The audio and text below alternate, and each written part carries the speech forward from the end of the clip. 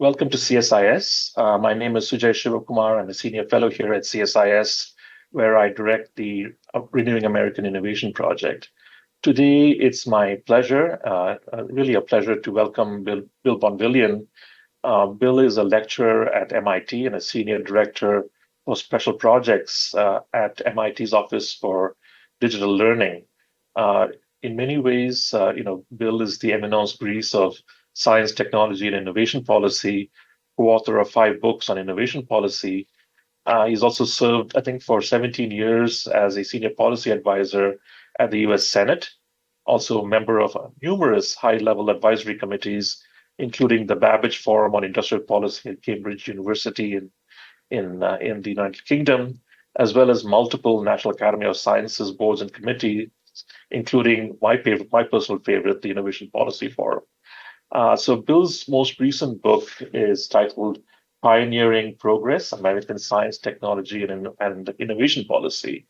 And it really is really a fantastic synthesis of all the various trends, both academic as well as policy, and it weaves both these traditions together. And it's also very timely because in many ways it addresses the current policy requirement and the for understanding just how we are to make sense of this tremendous amounts of flux and change. And you talk, Bill, your book starts off with the rationale for the book, why you sought to actually write the book, and you begin with some of the shocks that have really disrupted the innovation system in the United States. Uh, what describe the sort of the new situation we find ourselves in, and why you chose to write this book? Well, I mean, some of the shocks, Sujay, that the country is kind of facing up to. I mean, at the end of the Cold War, it looks like U.S. was the, sole hegemon power operating on the planet, and that, of course, has dramatically shifted. So that's an initial shock that the country is awakening to the fact that it's in a very deep technology-driven and indeed manufacturing and technology development-driven competition in the world with different ideological foundations behind different sides. I'm obviously thinking particularly of China here, but it's a richer, more complicated landscape, as we all know, too. Second big shock was around the pandemic in 2021, 22, where the country realized just how deep its problems were in industrial production. We were unable to meet needs for kind of basic supplies in goods that we had assumed would always be there for us. And that was something of an awakening to a deep set of supply chain depth problems that the country went through. A third shock is obviously an evolving one around climate. There's obviously not bipartisan agreement around this, to say the least. But nonetheless, the climate shock is a real one, I believe, and developing the technologies to cope with it and to mitigate future damage, which we're starting to see at scale, is quite important. So those are kind of three shocks that the country has gone through that I think have compelled a set of new approaches to U.S. technology policy, including major legislative initiatives in the last 4 or 5 years. So you mentioned, at the emergence of China as both a rival as well as a innovation near peer. But more broadly, the world's landscape has become much more multipolar in terms of research and innovation and production. How is that changing our calculus in terms of how we need to adapt our game to this? It's no longer a simple Cold War competition between two contending great powers. It's when you look at supply chains for complex technology goods, they are inherently global. And while there's been a lot of talk about the end of globalization, in fact, world trade in complex goods continues to grow year on year, despite this declaration of deglobalization. And while U.S. trade with China, direct trade with China, has declined somewhat in the last 5 years, driven by tariff and export control policies. The rest of the world is trading more than ever. And if you look at a sector like semiconductors, it's inherently a global sector. So the two leading semiconductor companies that are producing the most advanced semiconductor chips, Sujay, as you know well, are Taiwan and Korea, not the United States. Intel has fallen to a position of third, the U.S. leading semiconductor maker. And then their suppliers are in a host of countries. ASML, for example, which makes the critical photolithography equipment, is based in the Netherlands, although it has two large plants in the United States. Materials and minerals we're increasingly dependent upon China for. So it's a very complicated story in trying to, design technology approaches needs to recognize the reality. Yeah. This multipolar world, as you noted. Mhm. The book also does a great service in terms of going through the history of the science of science, technology, and economic, and science, technology, and innovation policy as well. You start off with the situation in the 50s, which were very, very different from where we are today, and goes through the theories from Solow to Nelson to Romer. How have these adapted and changed the way in which, how have they first adapted to their times, and how have they changed our thinking as we've been going through the decades? Well, we need to confess the reality that the economics profession did not come up with a workable theory of growth until really the 1960s, 1970s, with the advent of Robert Solow's work. And Solow demonstrated that technological and related innovation was the dominant causative factor of economic growth to the tune of 2/3 or sometimes more. Before that, there were contending theories around capital supply, labor supply, and national savings rate levels.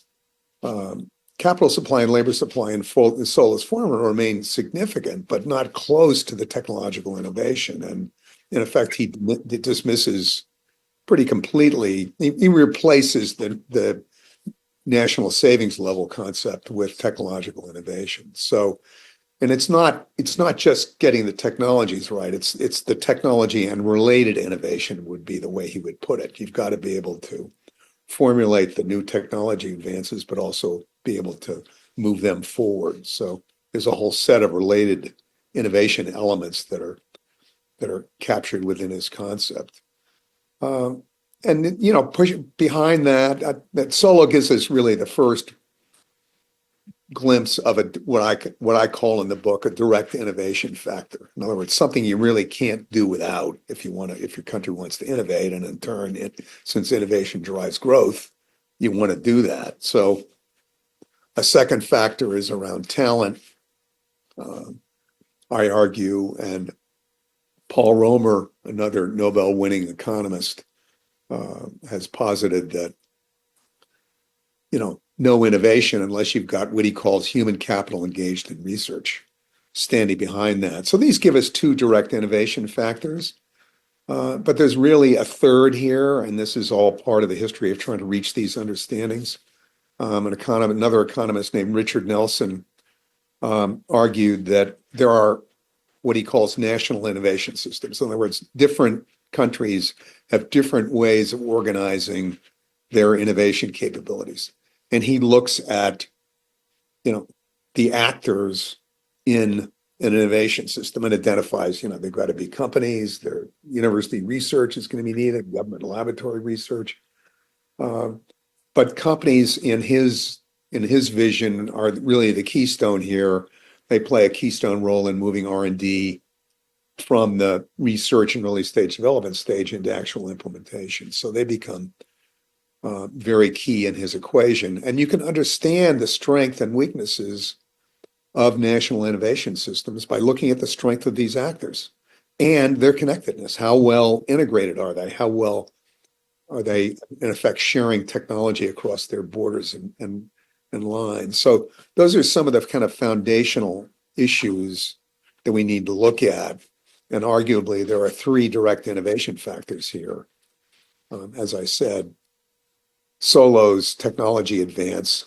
In other words, you've got to do R&D. Romer's talent element. You've got to have the talent base performing that R&D to get there. And then thirdly, you've got to have the right kind of innovation organization across your innovation actors to get there. So these are direct innovation factors, I'd argue. And then there's lots of indirect innovation factors, right? And, government is responsible for some, private sector is responsible for some. I mean, the private sector on the indirect factors contributes things like investment capital and markets and management and, talent compensation and rewards. And the government contributes, fiscal, tax, monetary policy, regulatory policy, trade policy, technology standards, tech transfer policies, the legal liability system, the intellectual property system. Those are all kind of governmental role. Mm-hmm. They're all more indirect. They're not as absolutely critical. You can get some of these things wrong, but the more you get right, the stronger your innovation system is. So again, innovation is all about building that system, I argue in the book. You've got to have both strong performance on these direct factors, but also perform well on many, if not all, of the indirect factors. So you mentioned Nelson's emphasis on a system, and then you mentioned the key actors in the system. Then you went on to talk about a whole series of other factors that basically help to connect the various actors within the system. So one of the key policy tools that you've been using now is these public-private partnerships. You described some of the really important ones, including what I found really fascinating, the DARPA model. So, in what ways does, for example, DARPA or other models connect and strengthen the innovation system? Well, the DARPA model is an important one. I mean, it's not, obviously, as you know well, Sujay, not the only part of the story. And there's lately been a tendency, and I've been partly responsible, but lately there's been a tendency to you got a technology problem, throw DARPA at it, right? Create a new DARPA and solve the problem. It's obviously a more complicated story, but DARPA and DARPA's clones do play a significant role here. And what do they do? The U.S. has got built a system, and I'll step back a little bit into little bit of the history here, but Vannevar Bush really designed the American innovation system coming out of World War II. And, it was a period when, with the end of the war, 16 million service people were returning, from all parts of the world to the United States. The Defense Department budget, War and Navy were being, virtually eliminated. There was an assumption there was going to be world peace.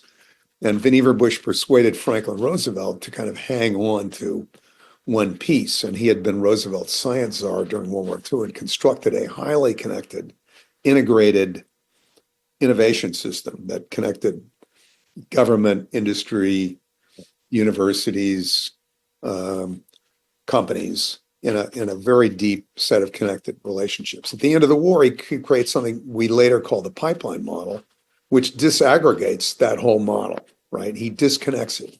And the governmental role is to be in basic research. Okay.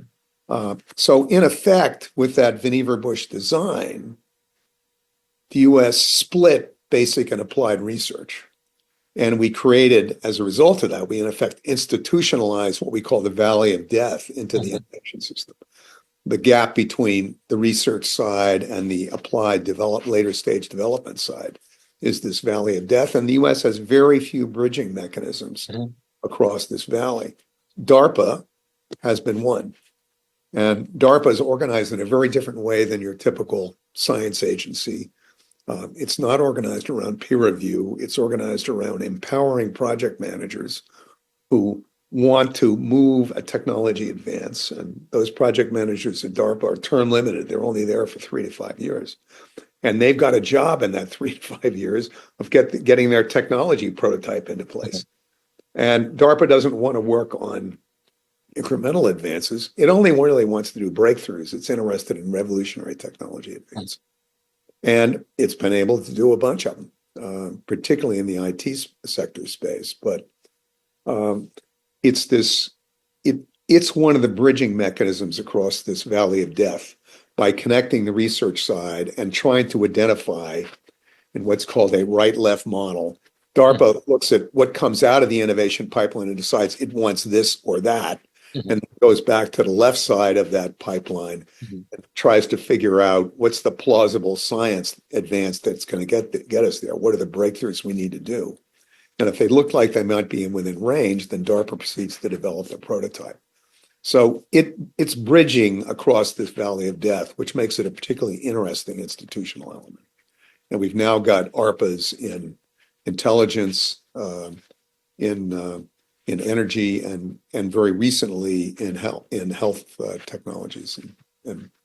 So this, this function of bridging across the innovation system, I think that it's very different from sort of the top-down the classical industrial policy.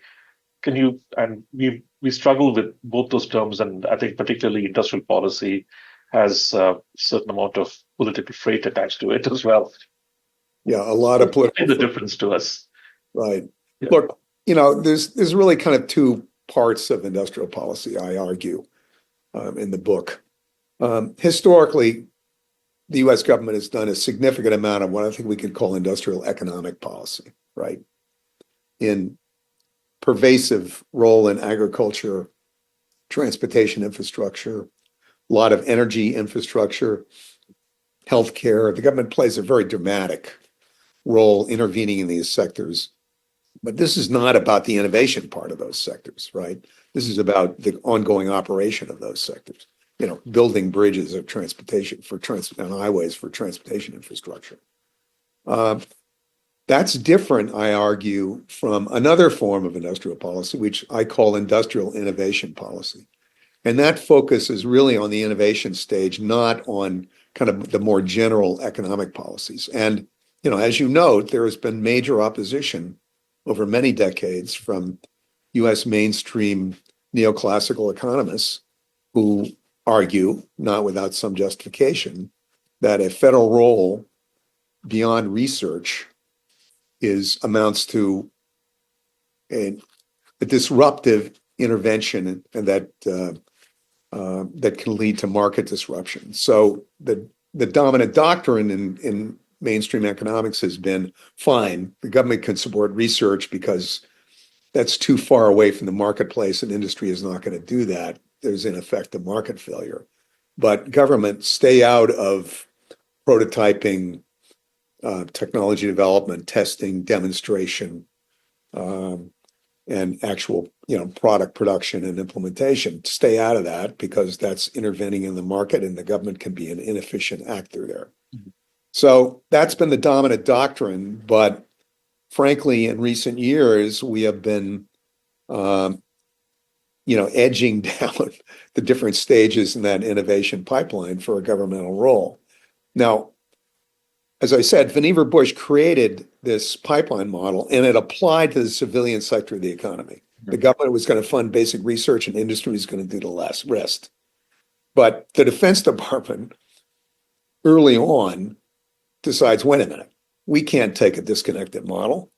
We actually need technologies. We can't just support research and hope they evolve. So the Defense Department has really operated an industrial innovation policy system. And look, it's been a very productive one. I mean, the major innovation waves of the second half of the 20th century, aviation, electronics, space, nuclear power, computing, the internet, all came out of this defense side industrial innovation policy effort. So the actors stayed highly connected as they did in World War II. And that evolved even further during the Cold War. But the civilian side didn't follow that model. And what we're increasingly seeing in the technology competition with China is that China has a much more integrated model, both on the defense and civilian sides, of course.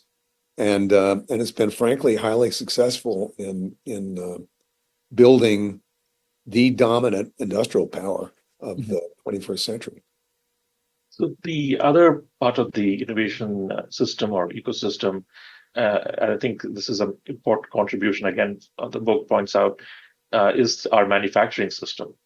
And I recall early in the century, several leading MIT studies, including Made in America, really instrumental in pointing out that manufacturing is actually integral to a robust innovation ecosystem. Uh, this, how did we get to this point where we neglected our manufacturing sector so badly, and how important is it to a robust innovation? Yeah, no, look, I think it's profound, and this has been a neglected part of American innovation. I mean, the fundamental reality here is that um, there's a two-way street in innovation, right? We think that most Americans think it's linear, right? You go from one end of the pipeline to another. You do the research, and the federal government plays the role of dumping the research into the one end of the innovation pipeline. And then the assumption is that mysterious things occur, industry evolves wonderful stuff, and products come out of the end of that innovation pipeline. It's a linear one-way street, right? From research on to actual product. It turns out that it's a two-way street, right? The manufacturing stage here, the production stage, plays an absolutely crucial role. So sure, you can do the research, but it takes very sophisticated work to actually start producing a saleable, marketable product at a price range that's going to be acceptable to the marketplace.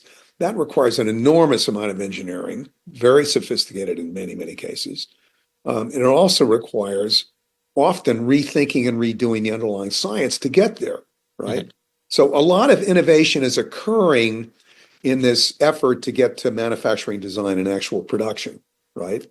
It's a very creative stage. US citizens think, most Americans think, hey, it's all R&D. This manufacturing stuff just happens. Fine. Let's do the R&D. We have an R&D led innovation system in the United States. But the manufacturing stage turns out to be very important because innovation works both ways. The innovation goes from research into actual production, but the lessons that have to be learned to get to production also flow back and rethink a lot of the underlying research stage. So there's a two-way street here. And if you're running an innovation system that's focused on R&D only and pays no attention to the manufacturing stage, you're not running an efficient innovation system. You're not creating the necessary two-way street. And look, that's what we've been doing for the last, three-quarters of the century. We have R&D led innovation. Other countries have manufacturing led innovation systems. So coming out of World War II, Japan, Germany, look, they weren't eating, right? At the end of that war, and their industrial bases had been destroyed. They had to get their industrial bases back. So they began focusing their innovation systems on production, on manufacturing. US, coming out of World War II, was by far the dominant manufacturing power, just overwhelmingly dominant manufacturing power. It had developed a level of mass production that no country was close to, right? The leading manufacturing technological process step of the era. So when Vannevar Bush puts together his innovation system, he doesn't have a second thought about manufacturing. The US is king of manufacturing. He doesn't have to worry about it. The problem was that we never came back and worried about it, right? We just assumed, fine, we'd always be king of manufacturing. And it turns out we weren't. And there are lots of lessons that we learned in the 70s and 80s from Japan as well as Germany. And look, there's lots of lessons we're learning now from China, as it is able to do a level of rapid scale up of technology production that we are not close to anymore. We just don't have the depth to do it. So it's a painful story, but I really think we have to put the industrial into industrial innovation policy, and we paid a big price here. I mean, Suji, as you know well, the U.S. lost almost 1/3 of its manufacturing workforce between 2000 and 2010. So I'll get to the workforce issue, Bill, but how do you assess some of the current efforts to try to rebuild our manufacturing sector. We have these manufacturing institutes, Manufacturing USA, for example. We also have the Chips and Science, which is trying to reshore semiconductor manufacturing. Are particularly for the Manufacturing USA, are the incentives aligned? Are they properly positioned to actually do what we want them to do? The institute model, I think, is the right model because it brings together the actors, right? It brings together industry, both small and large, brings together university research, brings together community colleges on the workforce side, and it brings together government seed funding to create these connections. And the institute model recognizes that innovation needs to be at the heart of U.S. manufacturing policy, right? It hasn't been. Now, the manufacturing sector thought the issues were like trade and tax policy, right? And those are not unimportant. Those are significant policy issues. But you don't get competitive again unless you innovate. And the U.S. has had stagnant productivity in its manufacturing sector now for about 15 years. It's particularly painful, manufacturing productivity over time, when you look at small versus large companies. Larger companies are, behind, I think, frankly, some of their global competitors, but the small ones are really behind. They are not bringing in new technologies and new processes, and their productivity is eroding. And since close to half of U.S. manufacturing output are small and mid-sized companies, it's a really serious problem in the system. So how do you get that productivity up? And by driving up productivity, in turn, you create real savings and the ability to compete better, right? So the Manufacturing Institute model, I think, and there's 17 institutes at the moment, with a couple more on the way. There's some fixes needed in that model. Their funding, right? The federal government is spending about $200 million a year on manufacturing institutes. This is a $1.6 trillion sector of the economy in manufacturing, right? It's peanuts, right? So the scale of the investment just is not in range of what's needed. The network, the institutes are organized, I think, smartly around particular technology development issues. So they are inherently stovepiped.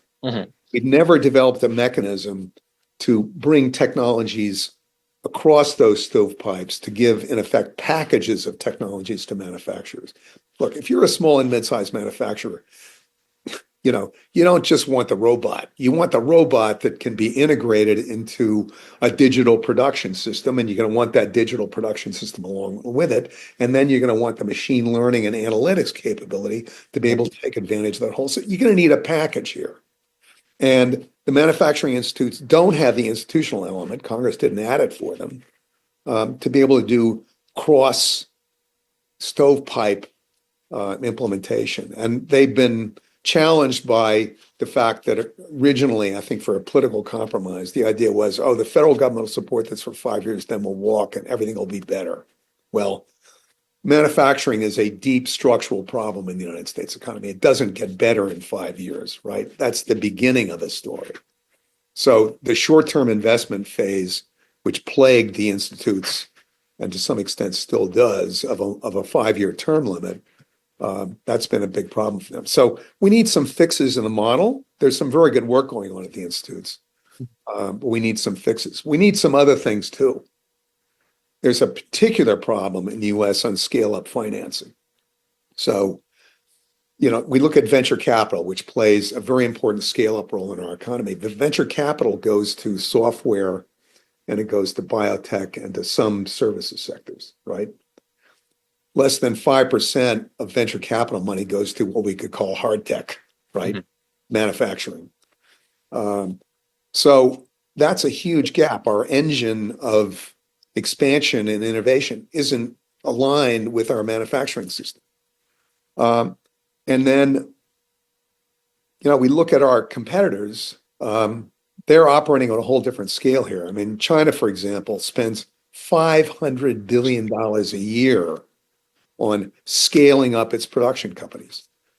China's got a system called guidance funds. It's got 60 guidance funds currently in place, authorized for about 1.6 trillion, right, that are organized around particularly critical technology sectors, solely to scale them up. They're private sector directed, industry, government seed money goes into them, signaling the government's ongoing support for an area, which helps investors take the risk. And those have been, China has been brilliantly successful in its ability to rapidly scale up its industrial sector. It identifies a critical technology and is able to scale up production around that very quickly. The United States is glacially slow in comparison because we don't have these financing tools. Look, the US is not going to do state capitalism, right? China is not the right model for us, but we ought to be able to figure out the incentives that would encourage the continuing huge, massive US capital to go in some critical areas where we want it to, i.e. into new production technologies and processes. So the other part of the manufacturing puzzle, and also a critical part of our interconnected innovation system, is the workforce element. So, along with the offshoring of manufacturing, it seems to me that we've also neglected to upgrade our skilled technical workforce. How do we get traction on that again? Well, you ask a key question, Sujay, and I'm well aware of your important work, laying a lot of the groundwork in this field for the national academies. U.S. has a deep workforce education problem, and we tend to, because we think R&D drives innovation, and of course it plays a role, but it's not the only thing, as I've been trying to say. Because we're oriented to R&D, we're oriented to a talent base that is essentially university level and graduate level. And there are problems in those sectors too, right? That system could be a lot better. But the real gap in the US system has been in workforce education. And we've had, almost an Adam Smith laissez-faire approach here. So there's a huge gap in the United States between work and learning, right? The education system is just not connected to the workplace.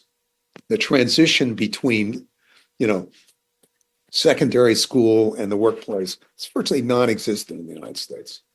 Other countries tackle this well. Germany, Austria, Switzerland, some other European countries, Japan to a substantial extent, some other key countries. They have very rich and deep apprenticeship systems that combine work and education, occurring simultaneously in parallel with one element reinforcing the other, right? We don't have any of that, right? We have apprenticeships in the construction trades, but really have not built them in other fields. And manufacturing is a place where I believe they're particularly important. Why? Because we need to compete by moving advanced manufacturing into our manufacturing sector at significant scale. And we're not going to do it unless we've got a skilled talent base that can actually implement it, right? The robots are going to arrive at a small or mid-sized factory and they're going to sit in boxes because nobody knows what to do with them, right? We've got to have a skilled workforce that knows how to take these new technologies and move them into actual implementation. And we have an important asset in the United States. We have community colleges, which could fill this gap, but they're underfunded, and their completion rates are quite low. Need to be significantly better. So community colleges are well aware of this, so they need to move to a system of shorter courses. They need to move to a system that has certificates for particular skills, not just the old agricultural calendar of completing a semester. Let's build shorter courses, take advantage of online where it's appropriate, although a lot of it has to be face-to-face, and really kind of rebuild that approach to the community colleges. And they're aware of this and starting to move on this. It's really a question of resources and getting the talent in that understands the new systems that need to be built. So those are a couple of the elements that I think we need to break down. I'm a big fan of apprenticeships. I've seen youth apprenticeships working starting in high school. South Carolina's been a big experimenter in this field. Kids gets to to high school. There's a competition for apprenticeships because these apprenticeships are going to be well paid, right? You're going to make serious money in high school. You're going to be, king of the hill. So you compete for these apprenticeships in Charleston, South Carolina. Companies come out and interview. They pick who they want.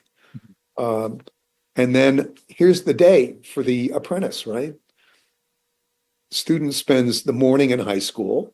And by the way, their employers tell them I got to take math and science courses because they're going to need them on the job. And then they go to community college for their technical courses, right, around midday. And then in the afternoons, they spend at the company they're working for, getting real on-the-job experiences. And one of the important features here is that they're out of the high school environment for 2/3 of the day, right? They're in a much more mature environment. We all know how disruptive and destructive, frankly, high schools can be at bad times. And it takes them out of that world into a much more mature environment. The average age of a community college student is 29. The workers they're going to be working with are in their 30s and 40s in a manufacturing facility, for example. So it's creating a whole new world and a new set of opportunities, and students start earning money and then they can afford follow-on education. It's just a different dynamic, and the US needs to really scale this model up, in my view. So just to sort of pull some of these threads together, I think earlier this week, there was a big article in the Financial Times about how the US is leading all the other major industrial countries in terms of its productivity. And, the US economy is in a strong position. At the same time, we've had this election, last month.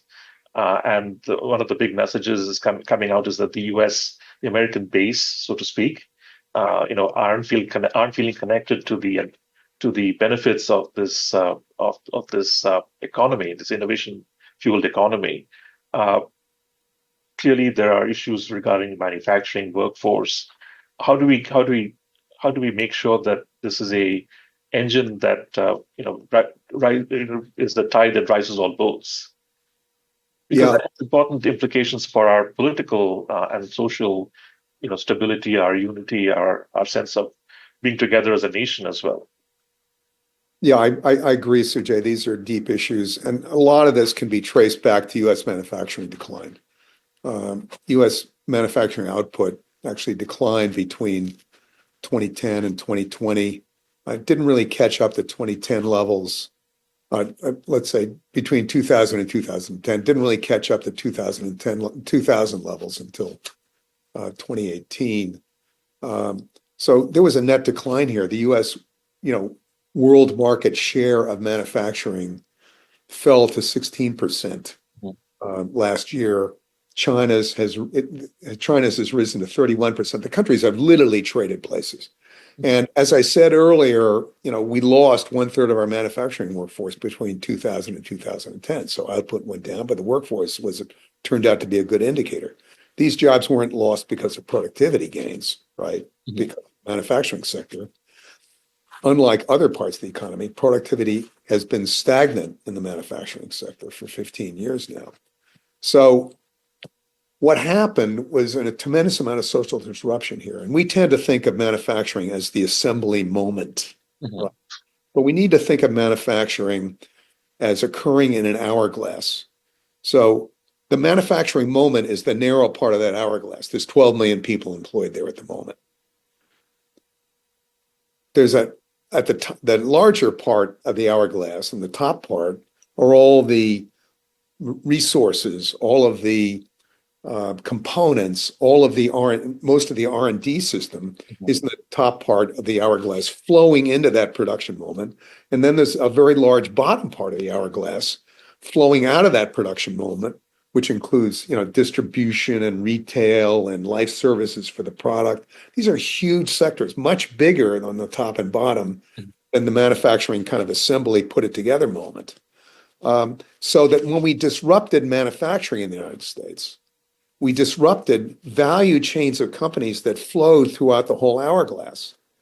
And that created a tremendous amount of economic disruption in the US economy. It wasn't all that visible, particularly the upper middle class, but it was definitely there. And the decline of U.S. manufacturing has paralleled a very significant increase in economic inequality in the United States. So there's an economist at MIT, very able guy named David Otter, who portrays what's been happening as a barbell. And there's, a bell on either end of the barbell and a bar in between. And we have been, the bell on one side has the upper middle class, which is doing better than ever in the United States. And then we have been thinning out the middle class, the bar, and pushing it, a fair amount of it, down to the other bell, which is this kind of growing lower end services sector. And, we've been trading a lot of General Motors jobs for dollar store jobs.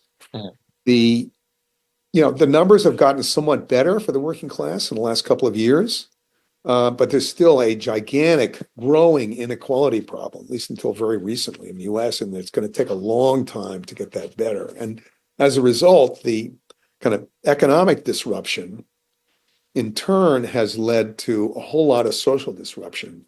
Manufacturing, I believe, is at the heart of a lot of it. And economists like David Otter have demonstrated this through their work on what's called the China shock.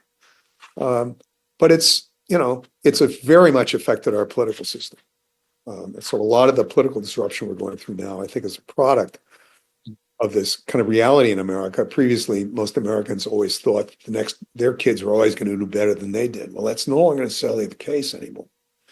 And we really need to address this. And I think that innovation policy, getting the right innovation policies in place, including in that critical manufacturing part of innovation, is going to be key to kind of longer term. It's going to take time turning this around. Well, this book that you have it's come out, Pioneering Progress, I think does a really masterful job of identifying the issues, putting it in historical context, as well as explaining why this is so important to growth, and growth that is that sort of preserves our social fabric as well as our productive fabric in this country. And it's just a really fantastic read. I've learned enormously from going through it. So thank you, Bill, for your time and for this really important contribution to our thinking. It's couldn't be more timely, really. Thanks, CJ. I really appreciate it.